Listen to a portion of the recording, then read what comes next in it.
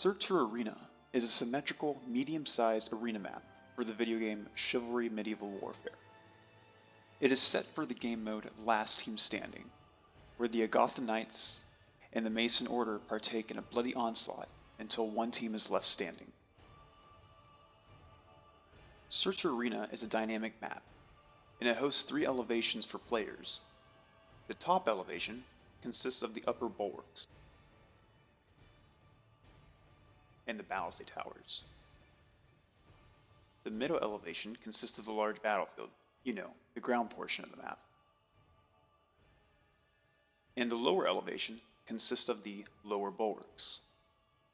Let's go ahead and take a look at the base portion of the map where most of the blood is shed, the battlefield. The battlefield starts just after the ballistae tower stairs and covers the ground portion of the arena. The most notable section of the battlefield is the large ground portcullis within the center. When the portcullis is activated, it will begin to open up slowly, and fire will begin to sear upwards from the ground torches below. This fire can hurt players, and if players fall into the pit, well, let's just say it's not very pleasant. Around the portcullis are deadly spike traps. Players trying to avoid the portcullis will notice that it can be difficult, especially if it has been activated, because they can be kicked onto these spikes. Next, we will focus on the lower portion of the map, the lower bulwarks. There are 2 lower bulwarks that mirror each other. These can be accessed from the battlefield, and have a total of 3 access points for 4 different areas, totaling 12. 2 of these access points are by the barricades,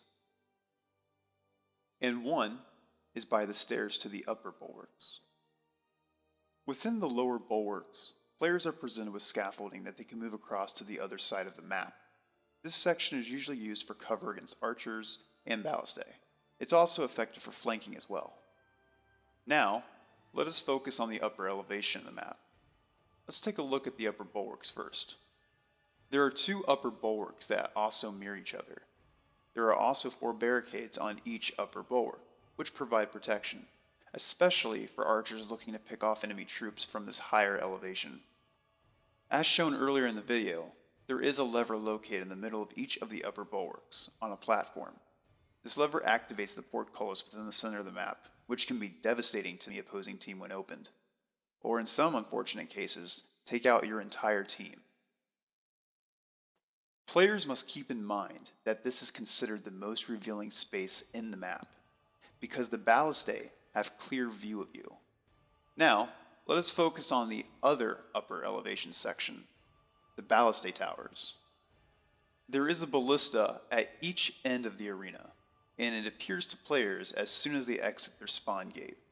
Players can use the ballistae to wreak havoc on the opposing team. There are also 2 barricades for cover. This is especially handy for archers multitasking, because they can shoot their ballista, and while it's reloading, shoot their arrows from behind the barricades, protected, and repeat the following steps. The player who takes the role of their side's ballista can also inherit the role of the commander of the team. This vantage point can help with the line of sight issues, and the commander can let his team know if they're about to get flanked, or if they need to reinforce a specific area.